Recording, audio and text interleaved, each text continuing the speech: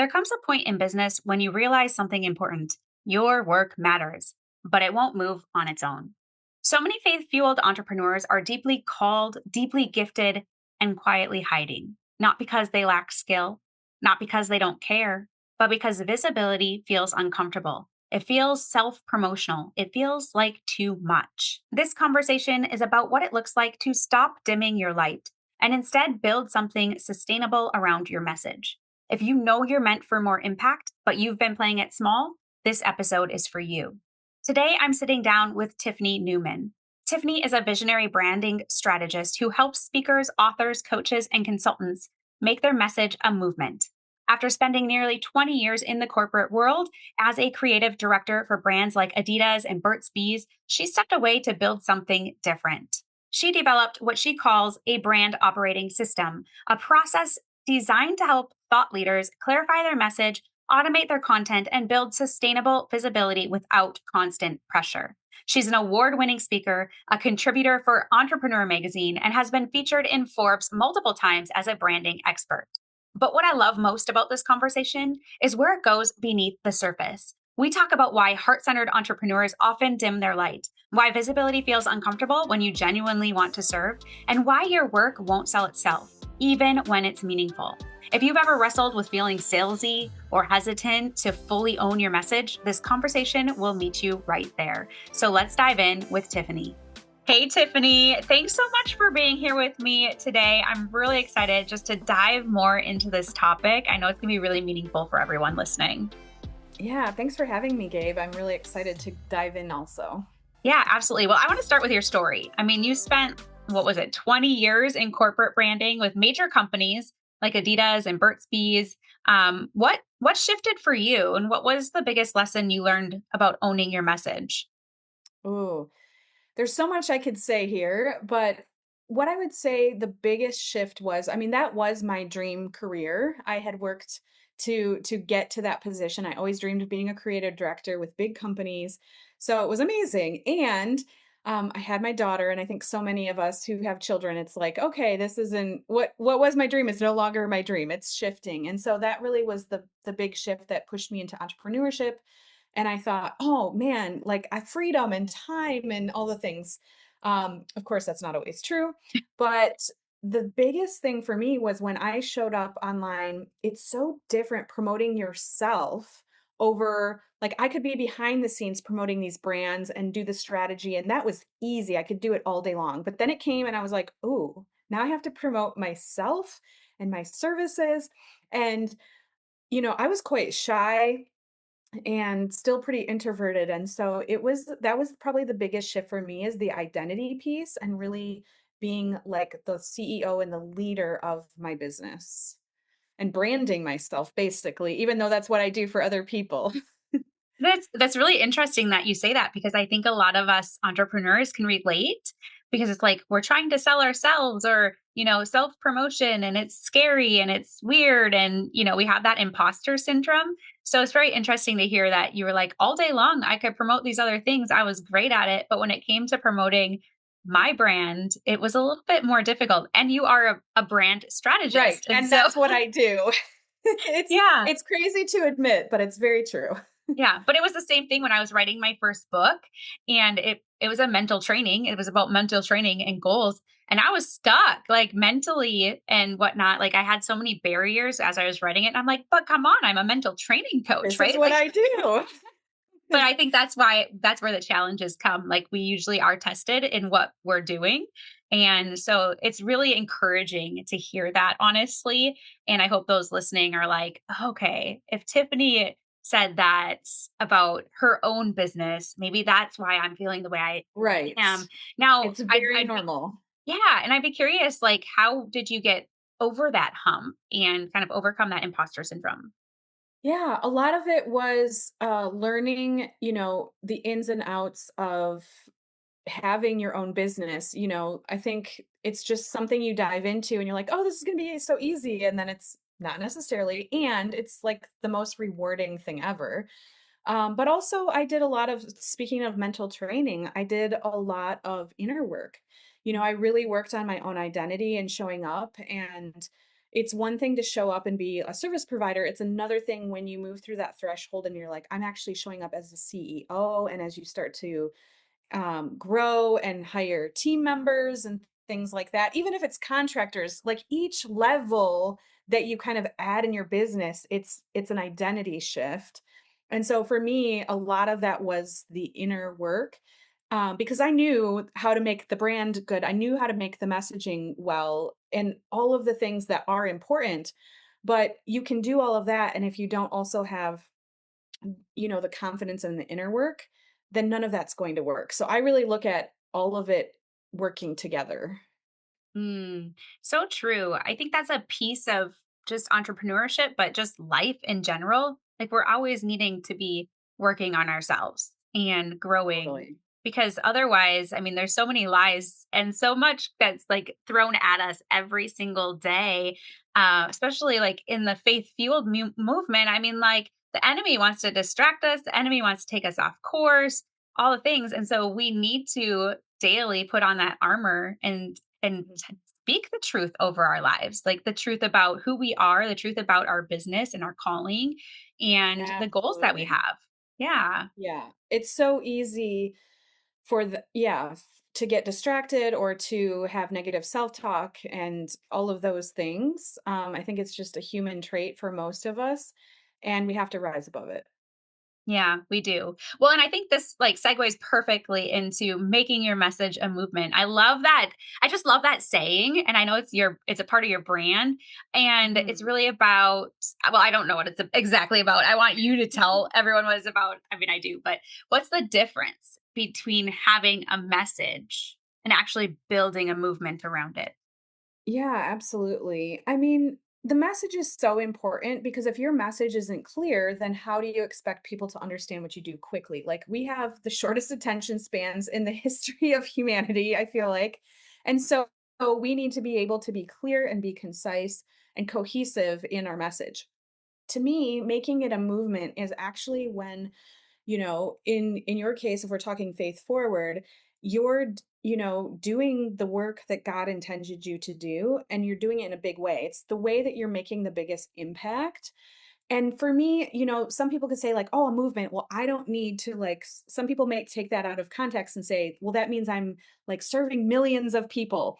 And that could be the case. A big movement is millions of people, maybe billions of people.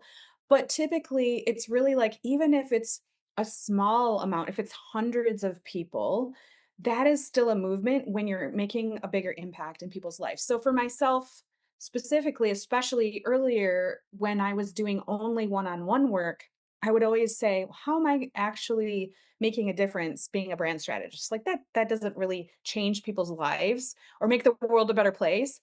But actually, it does because when I can help my clients make their message a movement and they're speaking truth and they're bringing light into the world, then that creates a ripple effect. So for me, that's really what it's about, is something that's bigger than ourselves and it's touching as many people as possible. Mm. It's really interesting because I feel like that's essentially what our quote unquote calling does, right? Like it's about making that impact, whether big or small. Like I know a lot of people are like, well, I'm not a missionary. I don't go to different countries. I don't, whatever. It's like, so what? You are a light wherever you are, and you get to be that light wherever you are. And we never know how many people we affect. Like, it's not about that as much as it is about actually just sharing the message that we were meant to share.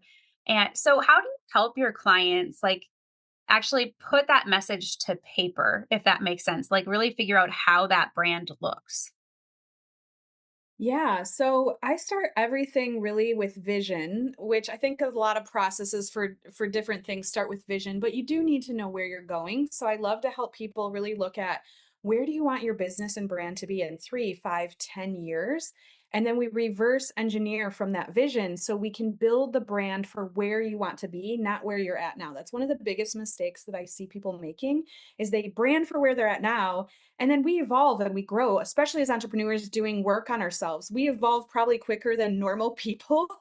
And so what happens is they look back and like a year later, they're like, oh, that doesn't even barely reflect what I'm doing anymore. And so for me, it's really about having a brand that you can grow and evolve into. So that's the first step. And then there's a lot of subsequent steps where we really look at the entire ecosystem of your brand. What's the messaging? Who's the target market? All of those things that make what I call the brand ecosystem, because so many people think that a brand is just colors and fonts and it makes it look pretty. And the visuals are part of it, but it's really the icing on the cake. You have to get all of the foundation down first, and then you know what it's meant to look like. So, but I always start with the vision. Mm. You're like speaking my language because when we do goals, we start with the big vision. I think the difference too, though, is that we do work backward, but then we are in the today, where it sounds Right. like the brand we want to think about. What does that future look like and build toward that, even if we're not there yet? And I really like just kind of thinking about I even think about that in personal development. Like, who do you want to be? Like, that's what you should be kind of working toward, right? Like you're focused on that. Now you're building from today, but who do you want to be? That's who you present. Like that's who you are, you know? And I don't know if that makes sense, but Yeah, absolutely. And my belief is when you have that calling and you have that vision, then you brand for that, you'll get there so much faster. It doesn't mean it's going to happen overnight. I mean, it could, but you still have to put in the work, like you're saying, and do the daily thing. But oftentimes it happens faster than we actually realize or think is possible, because we're focused on it. I love that. So, as somebody's like branding, I'm just curious too, because I know I've shifted in my business quite a few times, like my little pivots and stuff. And then I'm like, oh, I have to rebrand everything. So, does when we focus on the larger vision and kind of branding for that, does that help with those little pivots? Or what happens when someone's like, I got to pivot?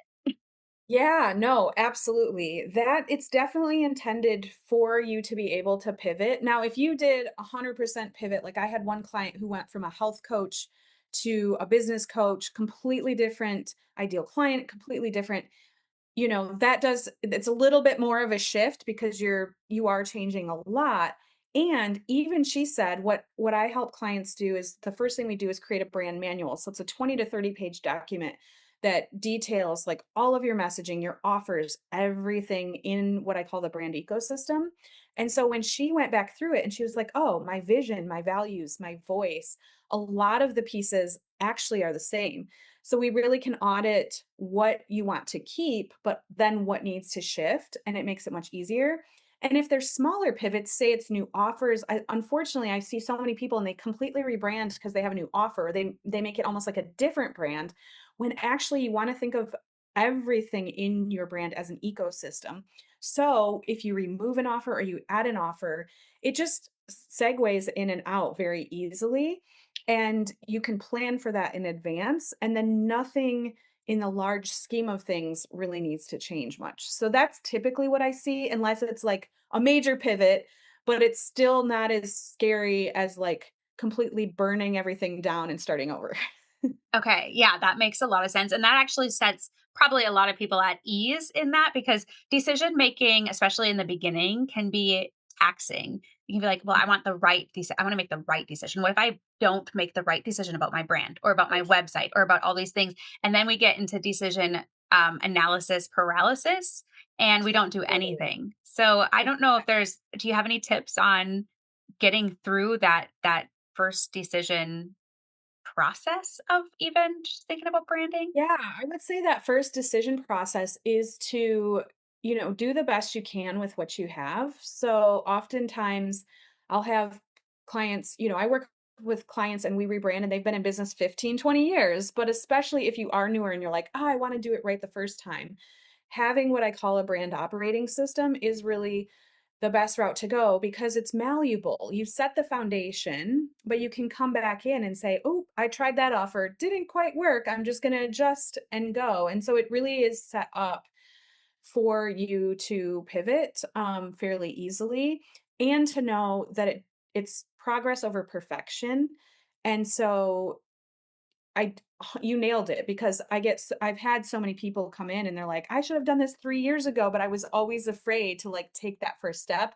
And or they get partway through and then they get into what I call the messy middle of the process, where you're getting there, you're getting things done, and then you start second guessing things or looking at what other people are doing, and then it's like that decisive action is just gone. You're like, you freeze sometimes.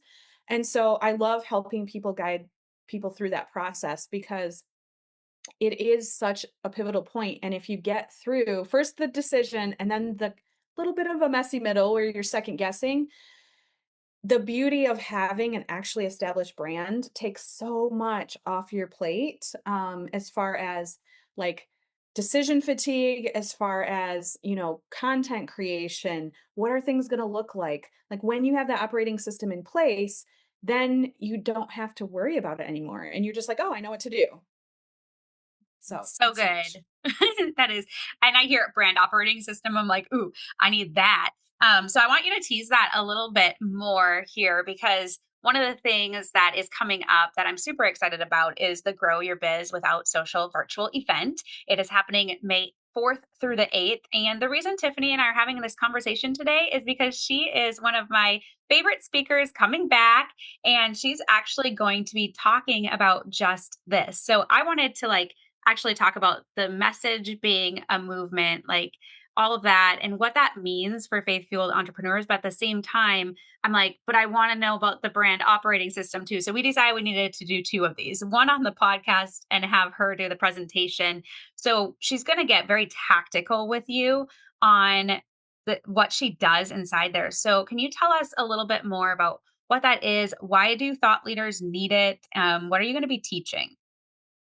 Yeah, so really high level, the brand operating system is a term that I coined and in the process of trademarking actually, because what tend to see happen is, like we said, people are pivoting, and so you think about it as sedimentary rock almost. It's like, okay, layer 2020, I was doing this, and then layer 2021, I did this, and so you add these layers to your brand, and it's super common. We build the plane while we're flying it, like nobody's fault, and then we look back one day and we're like, "Oh, I have kind of a Frankenstein brand." It's kind of all over the place and it's not like this cohesive unit or ecosystem, as I like to say. So when you have a brand operating system, whether you're starting out and you want to do it right, or you've been in business, but you're like, "Ooh, I really need to kind of like set the reset button."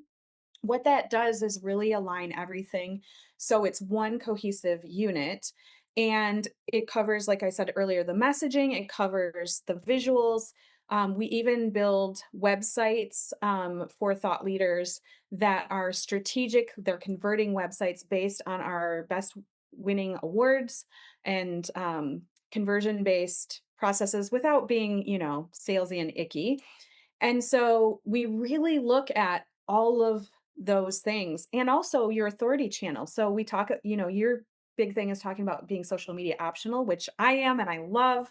And so we often think most people think, you have to be on every platform. And that also creates more of that Frankensteinness because you might have one look over here and you're talking about different things over here. So I really like to tell people as part of your brand operating system, you pick one authority channel. You pick, so that might be a podcast, it might be Substack, and then you can build on it over time. So we really look at like all the elements in the brand and business and how they all go together. Are your naming conventions or your offers making sense? Are your offers stacked correctly?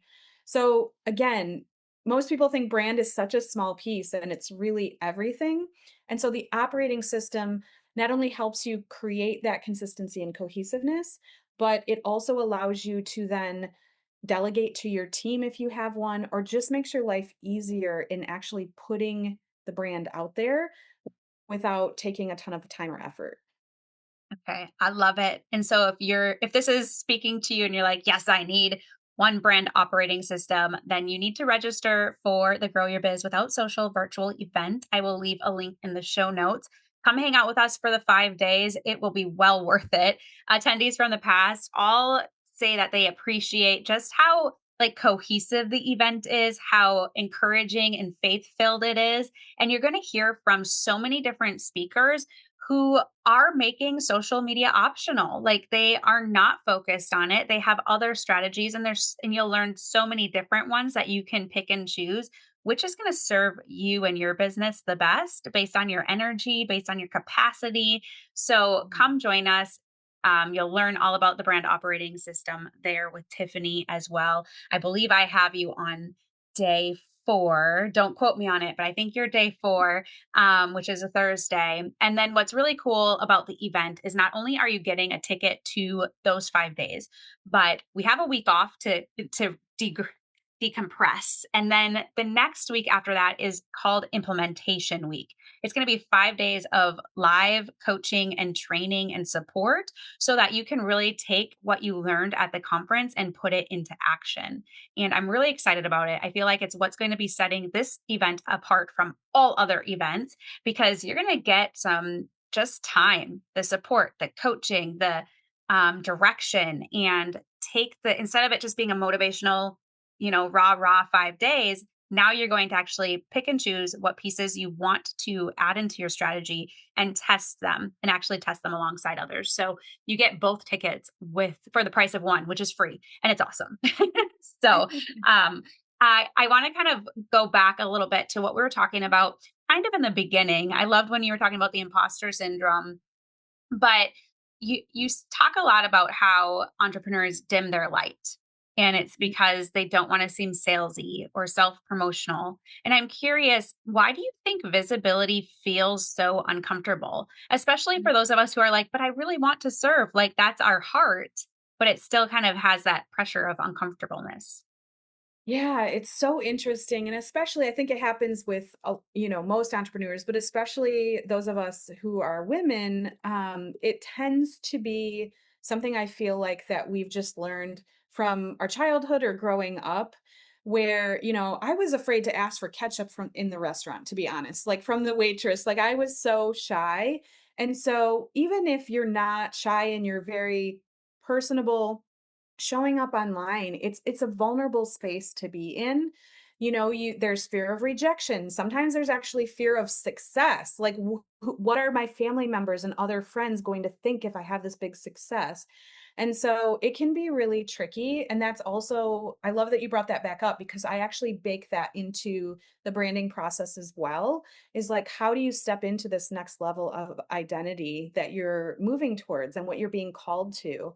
And I think it's so important for us to just not be shameful around that and just my goal is to normalize those feelings and thoughts because it's so common. And the truth is, a lot of us too are like, oh, I don't want to take the money and those things. But I truly think that the more we can earn money and have it come through us, not just to us, but through us to further our mission and our purpose.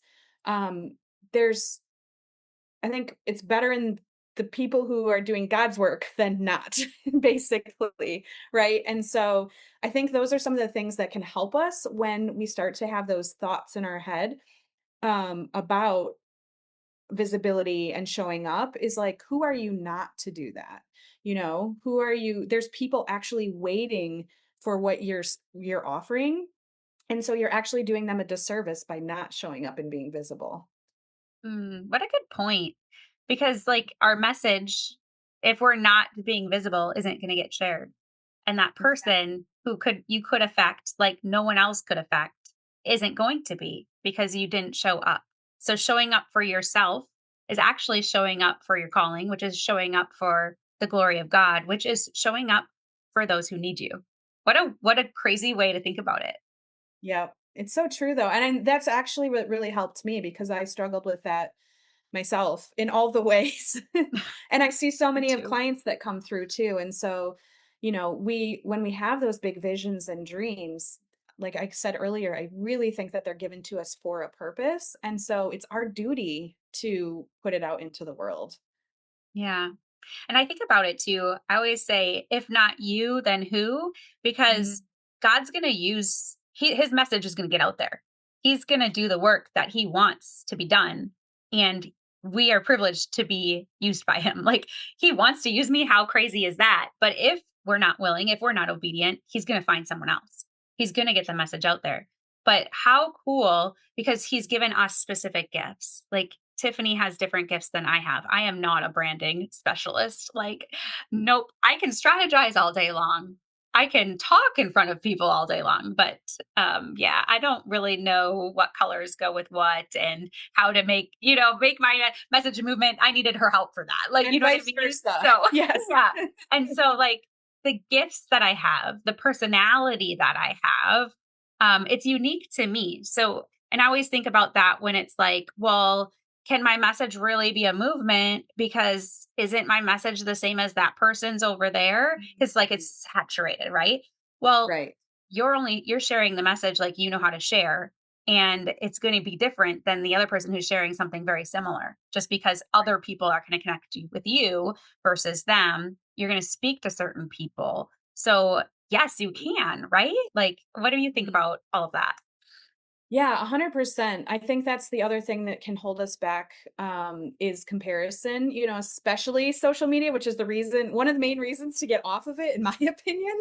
Not only are we doom scrolling, but I feel like when you stay in your lane, you are more open to what God's speaking to through you and when what you're meant to create. Like if you're looking at what everybody else is doing, you're so much easier going to go down that path or compare yourself. But when you just focus on what you're doing, you can create things that other people aren't doing, or if they are doing it, it's you can do it differently. So also help all of my clients create like a signature framework and making sure that they're positioned as what I say a category of one brand, which allows them to stand out. Yes, this person is doing the same thing, but like you're saying, you have your unique way. So we actually codify that. So people will see you like, oh, like that person really knows what they're talking about because they have this signature framework. And maybe that turns into a book. A lot of my clients will take their signature framework and it becomes a book. And so that's the other thing too is really, as you said, yes, it's the same type of work, but nobody's going to do it the same way. Nobody's going to talk about it the same way. And certain people are going to be drawn to you over other people. And that's Yeah. okay, collaboration over competition. Absolutely. That's why I'm all about being connected online because I'm like, if someone will be affected more strongly by one of my business friends, I'd rather like, hey, go there, go learn from them, right? And vice versa, because it will come back to you. Now, I'm curious too, because you've talked about making social media optional in your own business. When did you kind of make that shift and decide you really didn't want to focus on that avenue? Yeah, gosh. I'd have to look back at the exact date, but it was around 2 years ago. So I would say, yeah, maybe late 2023. I do remember this actually. The specific time I left Instagram was turning into 2024, literally New Year's Eve, or no, New Year's Day, sorry. I woke up and I was like, I'm done. I don't know. And I wasn't planning on that. It was just weird. I was just Hmm. called to do it. So I sat down. Luckily, I have my design skills. I created a 9 grid and I put it up. I'm like, I don't want to completely leave, but at least I have a presence. And I put it up and I never looked back. And then I also said something like shortly after that, I left Facebook and now I can't even log in. I don't even know how to log in because I got locked out and I'm like, oh, okay, I guess. And my business has only gotten stronger, honestly. Like it has not, I've been so much more clear and focused that it's definitely helped. I am on LinkedIn. For me, that does make sense, but to me, it's not so much social media as networking, as you have said before, and I'm really enjoying that. But it's my only place, and so it doesn't feel like a burden. Oh, I love it. So is LinkedIn your main marketing strategy then, or what are some other like of the Yeah, favorites so that you LinkedIn, use? and then I also have my podcast, so it's really those two pieces, and then also collaboration, networking, partners. For me, it's just having those relationships are 10 times more powerful than spending time creating content on social media. Um, and if your brand is solid too, of course, I have to add the branding piece in here. But if your brand is solid and you have a really good converting website, you know, plastering things all over social media isn't going even matter as much as like you meet somebody, they go to your website and they're like, "Oh, I want to work with this person. Like you can omit so much of that noise and still have a really powerful business. I love that so much. And these are the conversations we're going to be having at the event coming up in May. Just candid. Why do we get off social media or why are we not thinking about it? Because a lot of the speakers still have it. Kind of like Tiffany said, she has a 9 grid. If you don't know what that means, then you'll have to come learn because we were talking about it on day 5. But she's still got a presence, but she's really not focused there. And I guess I would say I have a presence. People could find me, but I'm so not updated that they're probably like, what is she doing? Because I just don't care. I can't even get into my Facebook messages. It won't let me. So, as we're kind of wrapping up, one of my favorite questions to ask on the podcast is, what does pursuing goals God's way mean to you? Mm. To me, it really means waking up every day. I have a morning routine where I'm prayerful and just like open to guidance. And I would not be where I'm at in my business or life without that. I think taking that time to pause and listen. I mean, I know some people like hear audibly. I wish I had that. I do not, but I still feel like I get these downloads and ideas. And if I was just going on autopilot and didn't take that time and space on a daily basis, yeah, I think things would be a lot different. So that's what it means to me is like that daily check-in. It's not, a one-time thing. Yeah, I love that. So, Tiffany, this has been so good. What a fruitful conversation. I love talking with you about this stuff, really making your message a movement. And that's exactly what faith fueled entrepreneurs are trying to do. Like that's Mhm. the whole point, that impact. So, thank you for being here with us, sharing your wisdom. We really appreciate you. Yeah, thanks for having me, Gabe. I'm so excited for the upcoming event too, and looking forward to being live with everyone and also listening to the other speakers. So you do such an incredible job putting everything together that when I heard you were doing again, I was like, okay, I was part of it last year. It's so good. I need to be part of it again. So thank you for having Yeah. me. Absolutely. And I think on that note, it was so funny because when I had reached out to you, we got a connection from someone. Like that's tip number one, connections are great. But it was like, you don't normally do events like this. And so it was really kind Right. of an honor that you accepted and just really a testament to what God is doing through the event is there. He's really like bringing the right people and also all of you, the right people who need it and need the message at that time so that it can be a validation for you to do marketing differently, to do business differently. And so I think that's a really cool part, a really cool piece of our story. Yes, definitely. I love it. Yeah. All right. So come to the event, redhotmindset.com/GBWS register, and we will see you there. Bye for now.